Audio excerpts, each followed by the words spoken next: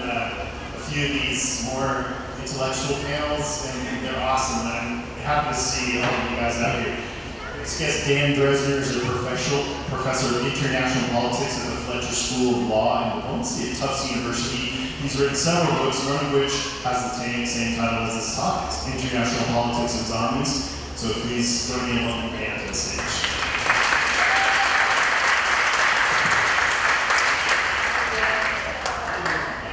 Thank you. So you guys, at any time, just like all the other panels, line up the mic if you want to ask anything. So,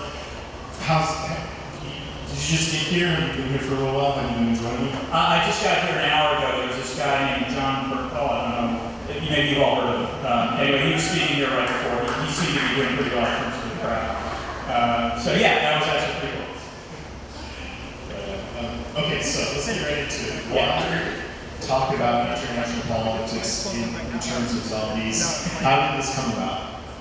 So this came about because I also blog, now I blog for the Washington Post, but back in the day I was blogging for Foreign Policy and Foreign Policy magazine. And I saw this story online about a bunch of medical epidemiologists that, created a mathematical model for what would happen if, in fact, there was a zombie pathogen.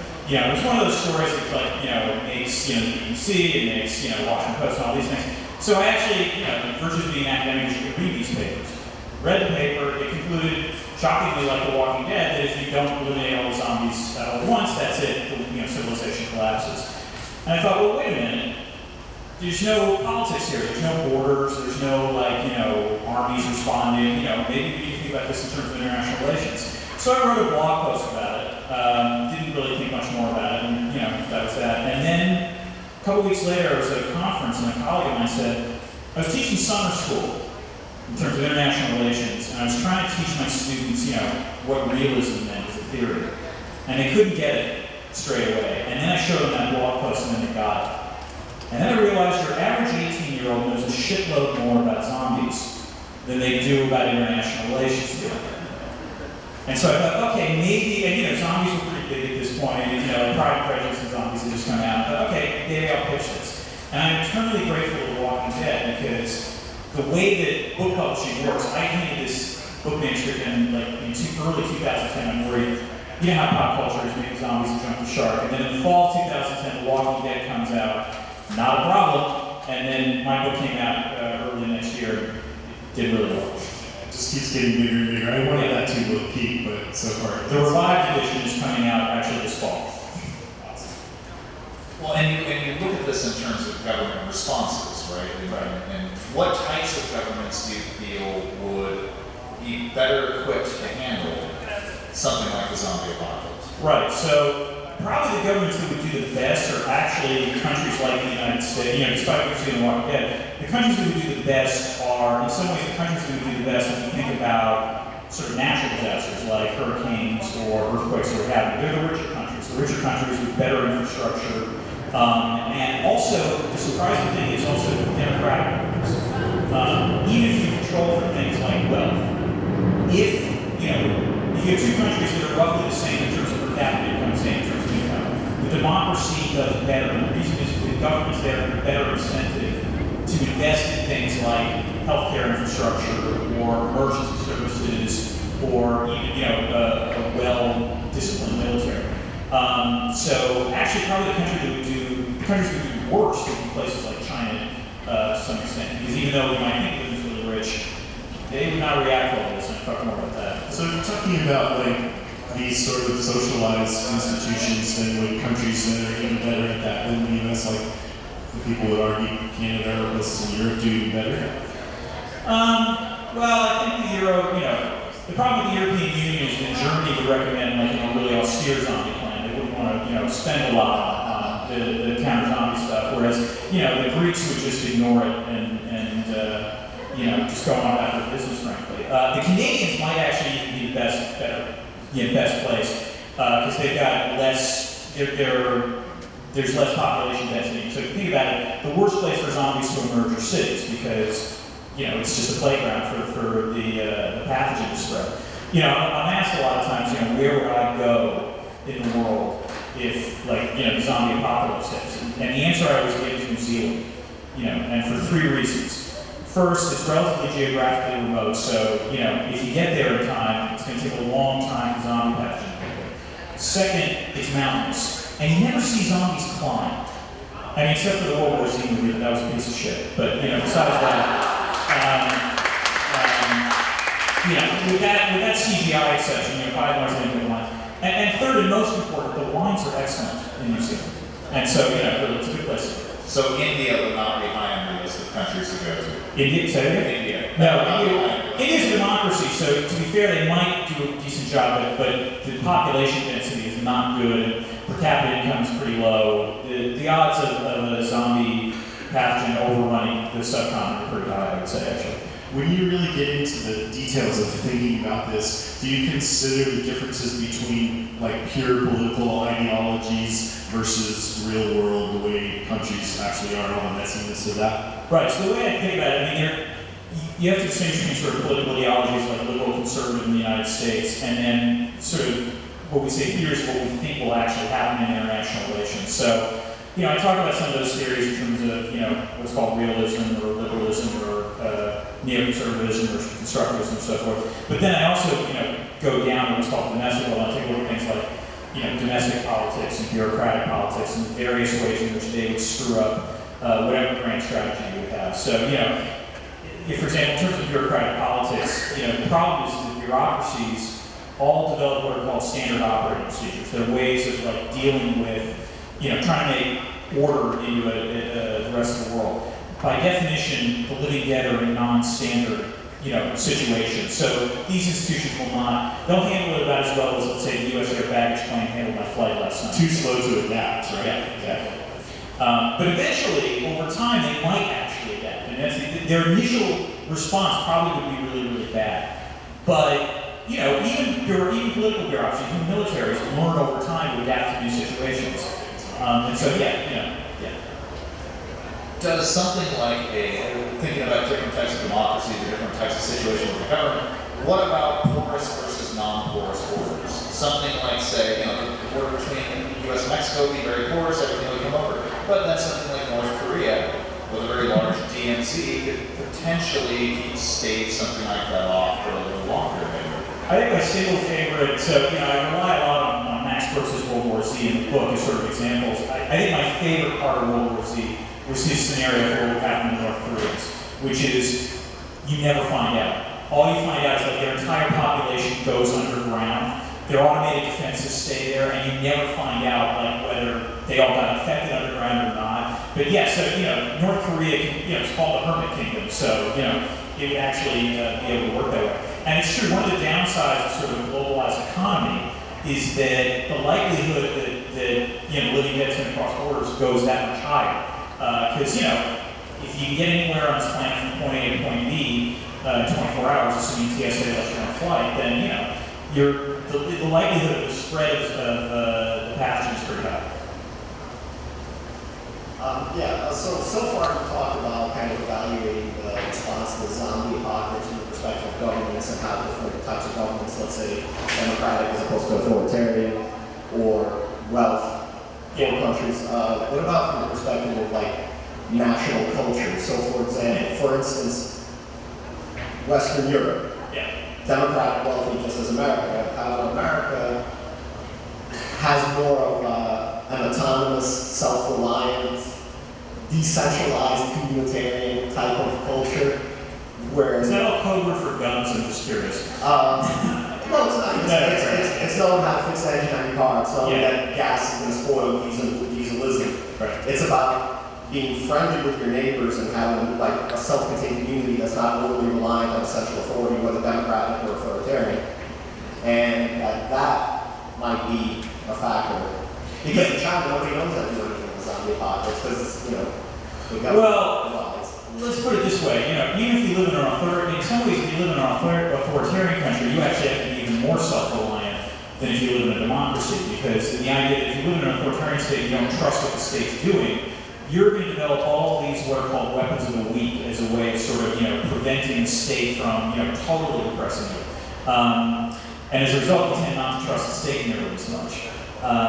But you're right in that because the United States is a federal system, and because there's more stress on local governments, in all likelihood, even if there were parts of the United States that might have, and it's also a continent-wide country, so even if there are parts of it that fall, it is highly unlikely that the entire United States would break down. I definitely agree with that point.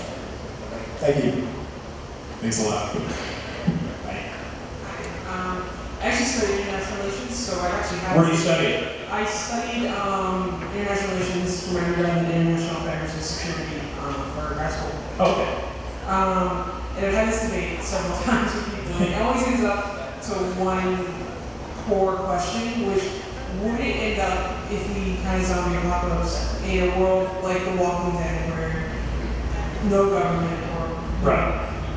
example of government, or would it end up in an example would be like in a book like the Newsflash series, where there's some government and there's areas where there's no government control, specifically in the United States? The answer there really, in some ways, I hate to say this, the zombie apocalypse would be the best natural experiment of these different theories of international relations out there. I'm not therefore encouraging that we conduct this natural experiment, let me stress that.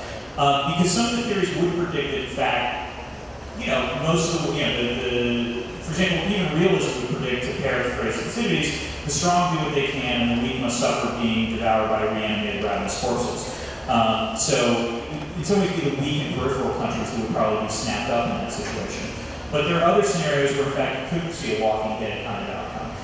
In some ways, it depends on which theory you think is right. But I would say this: most of the theories, and I was surprised by this, in the end of the book, I was actually far more optimistic than I think The Walking Dead is in terms of what winds up happening. That, yeah, there would be some serious catastrophes, and I think you could argue parts of the world would be overrun. But I'm actually pretty dubious that you would see like a total global, breakdown of, all governments whatsoever.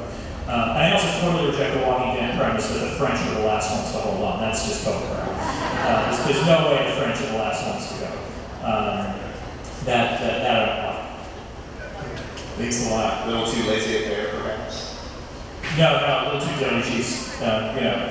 There's no way the French would be the last ones to go. Maybe the United States, maybe the UK, maybe the Israelis, but not the French. So, I'm curious, when you talk about this kind of thing, do you try to keep your personal politics out of it? And if so, how do you do that? Yeah, you definitely keep your. It's funny. Whenever I've given this talk, everyone asks me, "So, which theory do you think is right?" And I never answer that question. And I don't do it in class either, which really bumps my students out. It's always fascinating. I'll lecture about it. My goal as a professor and in this book is to sort of be like an impartial referee, which is to say, look, here's the best presentation of this theory I can make. So there are theories in this book that I totally think are really bogus, but enough people hold to them so that I think I have to do a fair representation of them. And then the students will always say, Professor Drezner, which one do you think is right? And I'm like, no, that's not how this works. Because the most frustrating thing at the grad level is I think that a lot of students sometimes come in thinking there's one right answer. There often isn't one right answer. We don't know. The reason we don't have a single theory of political science, we think a single theory of international relations, is that social science is really hard. It's much harder than the natural sciences. Because the natural sciences, you get to run experiments. You don't get to do that in political science. Or as much. We talked a bit about North Korea and how you liked the theory or representation of World War Z that you just don't know what would happen. But I'm curious, something really strict authoritarian, what do you think would happen? So what happened in an authoritarian country is, by and large, if there was a zombie outbreak, the first thing the government there would try to do is censor it. The last thing they would want is any information about the dead walking, appearing anywhere. So you would see an immediate and total information blackout about what was going on. They would probably try to put out this information saying, no, these are just riots, or there was a natural disaster, or something like that. Because authoritarian governments never, under any circumstances, like to suggest there's a situation where they are not totally in control. Because the moment it looks like they're not in control, it's a very fine line. Think about the Arab Spring. It's a very fine line between a government that looks like it's totally and completely in power, and then suddenly you have enough people out in the streets that you realize the emperor actually has no clothes. So, in the case of a lot of these scenarios that would start in China, it wouldn't be shocking if, first of all, China denied that there was any kind of threat of living dead. I mean, think how they reacted to the SARS outbreak 10 years ago, where they denied that it was really that big an issue. They could even go so far, authoritarian states could go so far as to launch what's called a diversionary war, which means you attack another country for the sole purpose of distracting everyone from the fact that the living dead are somewhere else. So, right. So it would this way. If it occurs in China, it wouldn't shock me if the Chinese then decide they're going to invade Taiwan, because that would immediately distract everyone's attention from the fact that the living dead are alive and kicking in Xinjiang. Similarly, if it happened in Pakistan, it would shock me if they attacked India. And Russia would, of course, just attack whoever the hell they wanted to. So that would be the the global powers would then have to find a very different way to sort of deal with this sort of situation. As you're saying, it would just be distraction versus actual communication. In some ways, the real question is, would a country like the United States or other countries out there have good enough intelligence to realize this is just sort of a false flag operation, or a fake out, and there actually is a deeper problem? I mean, the other thing is that at some point, if the pandemic were to continue to spread, usually even an authoritarian government at that point will. The other thing is an authoritarian government will be absolutely ruthless in terms of trying to stamp this out, including killing as many people as possible, in the area, in sort of affected areas where you're sort of thinking we've got to amputate a limb, say, that's the way Herschel's leg was cut off. They would just cut off part of the country. So if that doesn't work, the other interesting thing about authoritarian countries is that what they tend to do is they will set up structures to protect their elites, but not necessarily their entire population. Because the way authoritarian countries work, to stay in power, the leaders have to make sure that a much narrower slice of society is sort of, taken care of. So it wouldn't shock me if a place like China or even North Korea had these sort of redoubts where they could hold, last for years. And they have to go to that option, and the entire country gets overrun. So it almost breaks down on almost the feudal system. Right, exactly. I'm curious about neocons, and I'm wondering what you think about how neocons might respond differently, if at all, if there was a huge breakout in their home country versus in another country. So you have to give neoconservatives credit. Neoconservatives would probably be the group that recognizes the earliest the existential threat that the living dead poses to the United States. They would argue that zombies hate us for our freedoms, namely our freedom not to eat other people's brains. They would recommend that the only way that you can deal with this threat is a heavily sort of militarized response where you take a fight to wherever the center of the zombie activity is. Local or otherwise, Now, at this point, neocons would split. The sort of hardline, the sort of moderate neocons would argue that the exercise of military force would inspire the locals to rise up and fight against their zombie overlords. Whereas the hardcore neocons might even go so far as to argue that the active military force would actually inspire the living dead themselves to break free of their undead shackles and re-embrace their humanity. So they would recommend this thing. Of course, the problem is that neocons, would probably recommend this, but there's two issues that they would have, and two real big problems. The first is that neocons would not stop with the zombies. They would immediately posit that an axis of evil dead existed, in which the zombies had to be getting help from the Chinese, the Russians, the Al Qaeda, the European Union, and the United Nations. And so they would declare war on all of these groups. And that's not necessarily the smartest thing to do in a world zombie apocalypse. And the second problem is that unless you actually really went in heavy, if you just relied on things like air power to shock and awe the zombies can't be shocked and awed. And so, shockingly, if you send in forces that are way too light, they're going to get, they're going to get converted to the zombie cause, as it were, and then you just make the problem worse. Why do you think they would want to involve other groups like you're saying, and not just have it be? Because neocons see the world in sort of black and white terms, and you're either my friend or my enemy. And so, if the zombies emerge, the belief is there's no way that can be an accident. There must be these other actors out there that are sort of helping the zombies. Are there any other particular ideologies that you find most interesting to explore and talk about?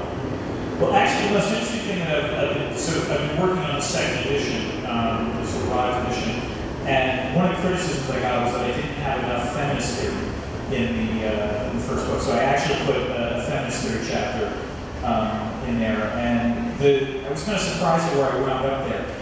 In that feminist theory probably is the most exact opposite of Walking Dead in terms of what the predictions are. In some ways, the movie Warm Bodies is like if you put a spectrum of like takes on zombies, The Walking Dead is over here, and then Warm Bodies is over here in terms of the outcome. Because feminist theory would say, well, why do we even have these divisions between the living and the dead? Is that, what is a zombie? Is that just a word we come up with to describe something we don't understand? Exactly. So I'd say that was a fun exercise, but it was not a body of scholarship I was terribly familiar with. So, this has been useful for me to sort of look at. I've seen that come up, because people want to explore the zombie genre, not just keep doing the same story over and over, and there have been more and more stories that explore, I think, what was the one that Davidson found, the costume? What are the zombies called? The zombie apologists. Undead Americans or something. Undead Americans, there are all sorts of things. I mean, if people are necrophobes, if you're against it. This is a book that posits that you choose to become a zombie, and it's a life choice. That's fair, yes. No. Well, actually, one of the interesting things in a lot of these, it's not The Walking Dead, but in a lot of these things is the notion of humans who decide they want to be, even though they're actually not physically zombies, decide to act like zombies. That's present in World War Z, is in the book of World War Z as well. I think they're called Quislings there. And there's a couple of other things that sort of operate like that. Posthumous also had a whole part of that as well. People were faking it, and I can't remember again what they called it. And one of the best things I have to say about doing the research for this was not just watching sort of, George Romero's films or watching The Walking Dead.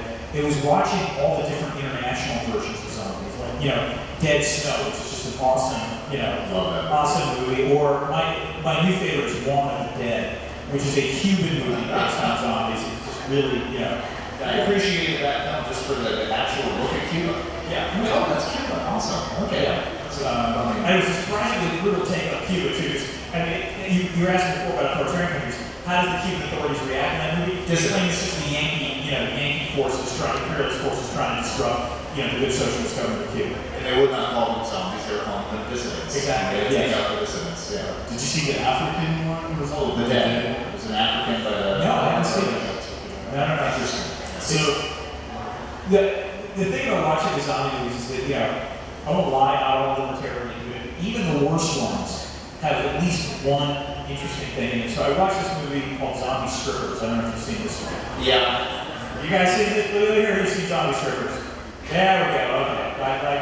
It's a bad movie. Okay, it's a really horribly acted movie. In which Jenna Jameson, is the star. So that's all you need to know. But there is one great line in which the premise is that the U.S. government has run out of able-bodied soldiers to fight its war, so it tries to invent a zombie virus to reanimate dead soldiers. It's kind of clever. And of course, the virus they invent doesn't work. It turns men into garden variety zombies, but it turns women into even more, exotic strippers apparently. So that the zombie virus naturally bleeds over from the base and gets into the strip club, where Jenna Jameson is the lead stripper, and she gets infected, and then she becomes a zombie, which makes her an even more attractive stripper in this movie. Not a good movie, but there's one great line in it, which, before she turns into a zombie, you see her, on her table there, or her chair, and naturally, of course, she's reading Nietzsche in her spare time, because that's what strippers do when they're not stripping, they read Nietzsche. And then afterwards, she's a zombie, she's reading Nietzsche, she's laughing, and she says, I finally get this shit. And that's pretty genius, I really like that line. Okay, I'm curious. Anybody here who showed up for this panel expect to be talking about zombie strippers during international politics? I was hoping. Question. A multi-part question, is that okay? Okay, one is, did you know there's a sequel to Dead Snow that's coming out soon? I did know this secret Dead Snow. Yes, I'm looking forward to that. I've seen the trailer, it looks pretty promising. Two is, have you seen Hot Zombies? Because in my opinion, that's the worst zombie or any film Say ever it made. Pot zombies? Pot zombies? Yeah. Is this the idea that like they're like baked people who It's like weed that turns you into a zombie. No, I'm gonna have to check this out. Is that you're saying that's worse than zombie strippers? That's a really low bar. I think it's worse than anything. Okay. And then also, okay, I'm supposed to ask another one. What's the best zombie movie in your opinion? Oh, thanks. Well, first of all, Shaun of the Dead is just awesome. I mean, I know it's it's weird, but I mean, Shaun of the Dead is great. And also, as somebody teaches the liberal theory of international politics, the idea of cooperation is possible. Shaun of the Dead is the best liberal theory out there. In fact, the interesting contrast is between that movie and Night of the Living Dead. So in Night of the Living Dead, you have these characters trapped in a farmhouse, and what do? They eventually turn on each other. They don't cooperate at all. In Shaun of the Dead, you got 6 people trapped in a bar, and Shaun makes a stirring, speech saying, as Bertrand Russell once said, the only thing that will save mankind is cooperation. I think we can all appreciate the relevance of that now. And sure, he only knew that because he looked it on a bar, square. But still, the important thing is that he said. But the other best movie without question is Romero's original Dawn of the Dead. That is a movie from which all other zombie movies come from, including the funny ones. I mean, there's funny stuff in that movie. There's a point where it's a funny movie. So that's also really good. So you suggest in the zombie apocalypse is simply head on over to the Winchester, have a pint until this all blows over. So your idea, the best idea to do is simply to go to the Winchester, have a pint, and wait for everything to blow over, right? Exactly. That's without question the best strategy. What did you think of the ending of that? Do you have more I parts? was going to ask another one that wasn't to do with movies. Well, I would ask for Shaun of the Dead later. The end of that, how society sort of appropriated the zombies. Right, and that actually, that was good. That also ties into one of my favorite movies, which is Tyro, which is also a great, great take on this. But yeah, so it was just consistent. All the movies that are like liberal in their approach usually have reasonably happy endings as zombie movies go. And they're rom-com, so that's the way it is.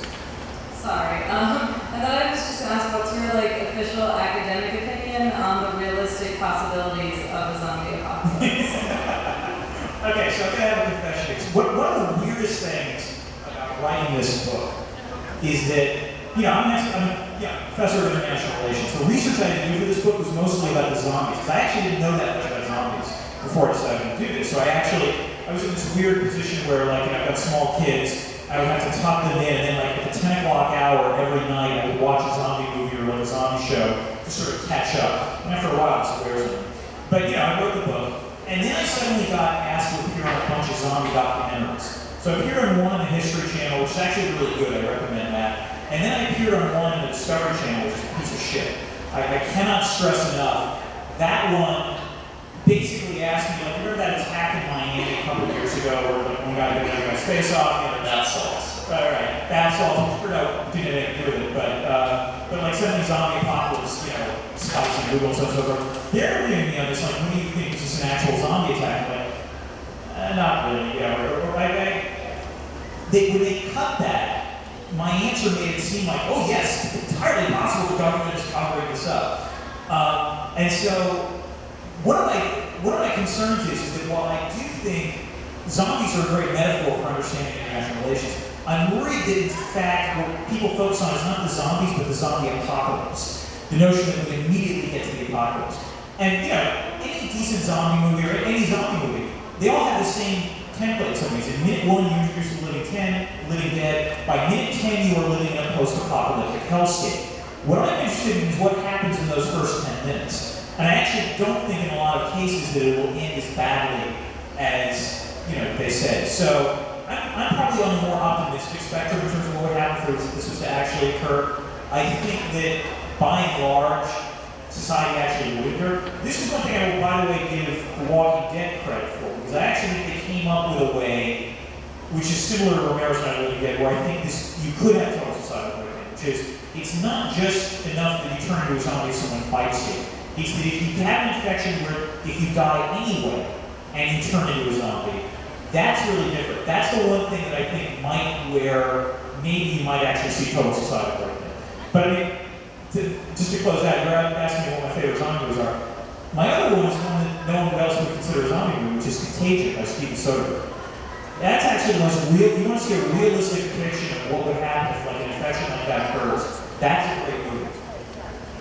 Thank you. Thanks. Great questions. I actually had a horrible cold when I went to go see Contagion, and I was coughing the whole time in the theater, and I think I was making everybody so nervous. I love it. You can't see, the moment you see Contagion, you like immediately have to buy stock at Purell and like bring your own personal supply and start putting on the rubber mask, and it's a great movie.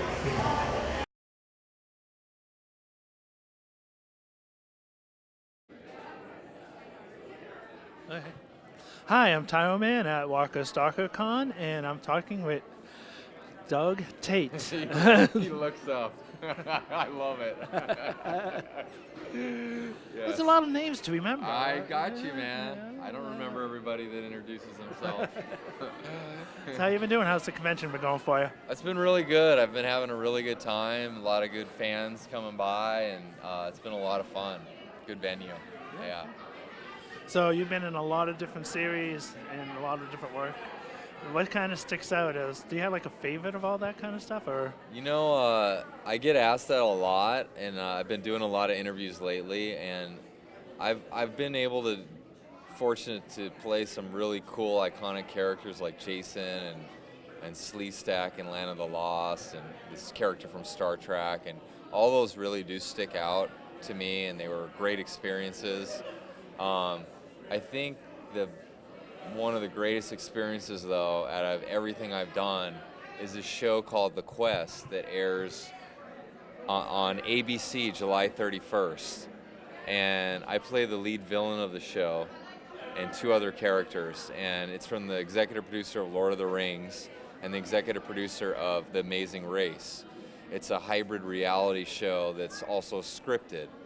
I'm the actor in it, and there's contestants, and it's set in this medieval world, just like Lord of the Rings, under castles and warriors and demons, and it was an amazing experience, and I got to play these awesome characters, including Verlox, the villain, and that really sticks out as the best experience I've had in my career. So watch it July 31st. July 31st? The Quest, ABC. ABC? Cool. Yes. That sounds good. Yeah. So you've been in a lot of different characters. Which one had the worst makeup process? You know, there's difference in like things like in Land of the Lost, it wasn't an actual makeup, it was like a full suit, and I have to get in KY jelly to get it on because it's so tight. Oh, wow. So I got to sit in KY jelly or stand for like 16, 17 hours, you know. So that's rough in itself, but there was just a head you put on, and then you could take that off to breathe. Some of the more harder stuff in actual prosthetics was like in Star Trek, where it's like 4.5 hours of putting different pieces on and then blending and painting, and they're both different in the sense, and they're both difficult sometimes. There's like a lot of mental preparation that goes into it, because you have to be able to get in makeup, be in it for hours, and then bring the energy on when the scene comes. And sometimes you feel so exhausted or uncomfortable, but you can't let that get in your mind. You kind of have to zone that out. And sometimes that's hard, you know, it's tough to do. But I've done several, like the Star Trek, where it's been 4 or 5 hours of makeup, you know, and it's just like I said, getting that mentally prepared, knowing you're going to have to do that, and then be on set another 16 hours. And then by the time you take it off, sometimes you're 20 hours in, you know? So that can get a little grueling. Yeah. So what was your first role, and how did that come about? Well, when I was in high school, I got a job at Universal Studios playing Frankenstein. And I went on, I live in LA, I grew up in LA, I went on to play a lot of characters there while I was pursuing acting. My first role was on Sabrina the Teenage Witch, and I actually guest starred on there as Frankenstein. And it was one of those things where when I auditioned, I was so comfortable with the character, because it was actually art imitating life. I was playing Frankenstein in the park, then I'm going to audition for them, and I had auditioned for other stuff but didn't get it. I think that I was just so comfortable with him, and then I speak in there, and I had the acting, and it was a really great experience working on that show. And it's funny because Frankenstein's always been like the thing that like keeps me reoccurring in my career. Like I started at Universal playing Frankenstein, then I got that job as Frankenstein in the show, and then I played Frankenstein, which you could see pictures of, this steampunk Frankenstein on my Facebook I did a year ago, which was an awesome Frankenstein. And it's like a really weird how it keeps coming back, you know. And I just feel like it's something like when people ask me what iconic character would you like to play in a movie, I'd love to play Frankenstein in like a Guillermo del Toro directed movie. That would be cool. Yeah. So yeah, that was my first job. What was the most difficult thing of acting? The most difficult, well, there's a movie called Knights of Badassdom that just came out on Blu-ray, and it has a really great cast with Steve Zahn and Peter Dinklage from Game of Thrones, Ryan Quanten, and basically Spectra Motion, who does Hellboy, designed this 140-pound suit with animatronic head, and I was on stilts, and I was fighting while I was on these stilts with uneven ground with 35-pound arms. So every time I swung, it would take me off balance. Couldn't breathe well. I couldn't see well. I couldn't hear well. It was exhausting. And if you see a clip, you can actually bring a picture up if you're showing this interview online to see what a beast this thing is. I have pictures where I have my head off, and my head looks like a little pin because this thing is so massive. And that was absolutely exhausting. Then recently, did you see Godzilla, the Godzilla movie? Yeah. I played Godzilla in the Snickers commercial that was tied in with the movie. And that was a massive suit too. That weighed like 130 pounds. So that was a difficult one to do also. Those are the hardest when you're in a head that's full of animatronics. Because of the animatronics, it has a lot of weight to it.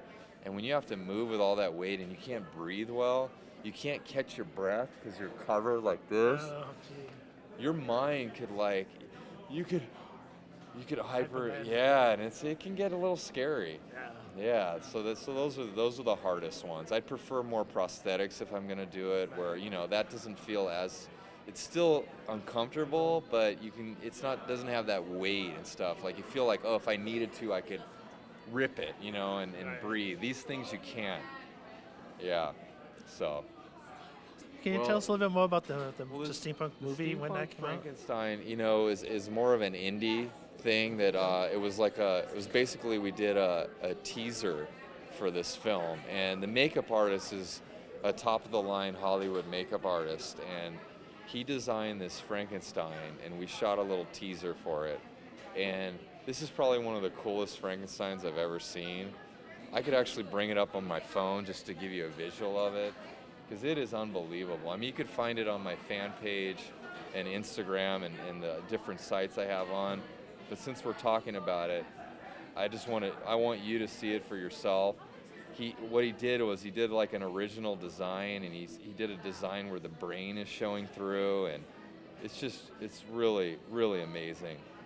Once I bring it up, you can get a sense for it, how cool it is. Oh yeah. Yeah, Let's see. that's pretty awesome. Yeah. Pretty cool, huh? Yeah. That's pretty Yeah, cool. yeah. So yeah, that's the steampunk Frank.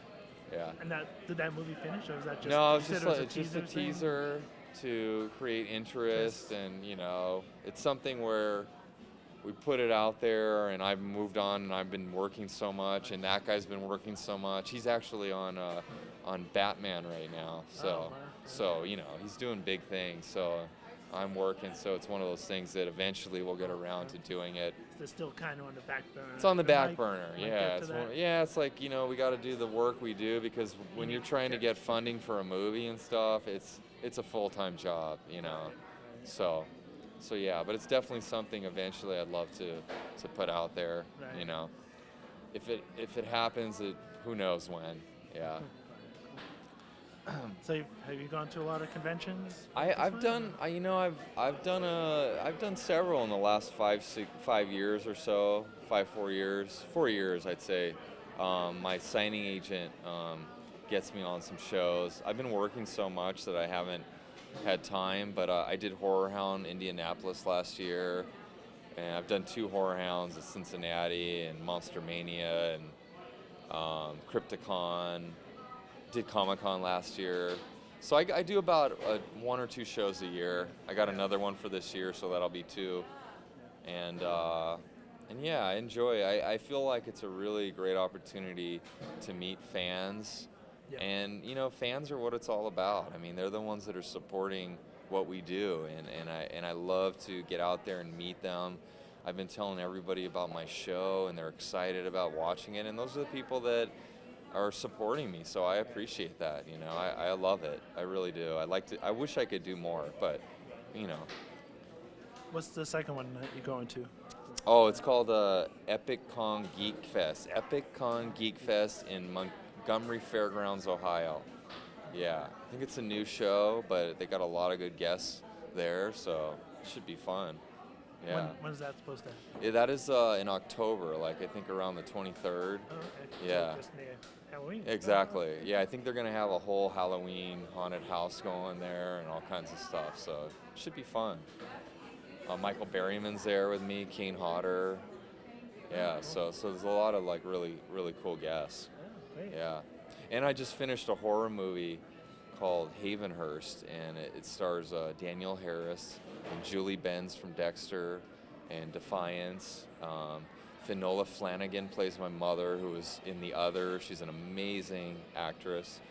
And it's like a new franchise. It's from the executive producer of Saw and Texas Chainsaw Massacre. Okay. So, you know, Lionsgate is picking it up, and I play an original character where you will see my face. You know, and I'm excited about that. And then I have a sci-fi film called Outpost 37, which is based off this documentary Restrepo. Have you heard of Restrepo? Restrepo is an Academy Award documentary about these 2 journalists that go in the worst part of Afghanistan, and then all these soldiers are dying, and they name it after the soldiers. It's a true story. Well, these filmmakers took that same idea, but added aliens into it. And I play, it's very real and gritty and raw because it's shot documentary style, and then you have these aliens, and I play all the aliens, and the aliens were designed by Steve Wang, who created Predator. So they are amazing. They are ridiculous amazing. So there's that, and then I have another horror coming out, Malibu Horror Story, which is a found footage thing. So if you follow me on my fan page or Instagram, you could see like a lot of the stuff I'm going. But I'm really excited about this show, The Quest. I think it's going to be a really good one. Yeah, absolutely. Yeah. So what are the websites again? You can find me on Instagram, Twitter, and my Facebook fan page under Douglas Tait, Tait, Douglas Tait. Yeah. So yeah, I mean, I'm posting like updates on what I'm doing and, you know, the films I'm in, and I'm also doing stuff on Sleepy Hollow, the new show, playing characters on that, and Grimm.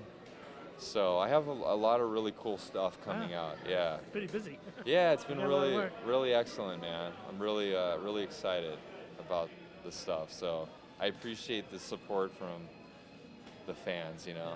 It means everything. Yeah. It really does. Any final words for our audience? What's the name of your show? Tyro TV. I just want to say Tyro TV. Thanks for watching, everybody, and I'll see you in the movies. Well, a song about never saying never and never being told what you can or cannot do. This is one of us.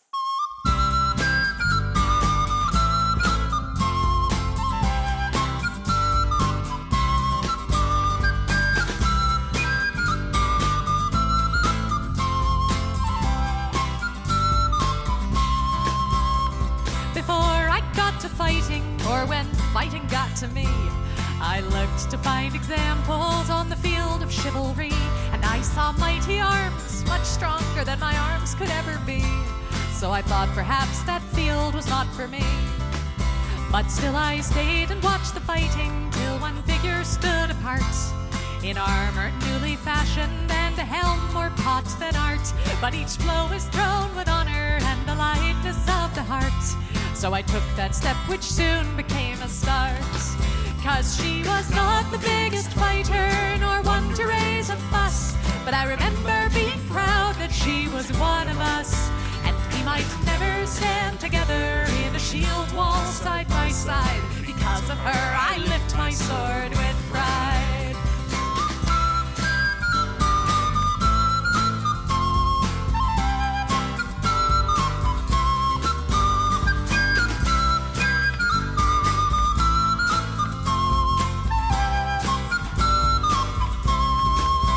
She was ladylike and lively, not the type you would expect, with a braver heart than many and a slot shot to respect. And I guess she'd once decided this was where she'd like to be, and I thought if she could do it, why not?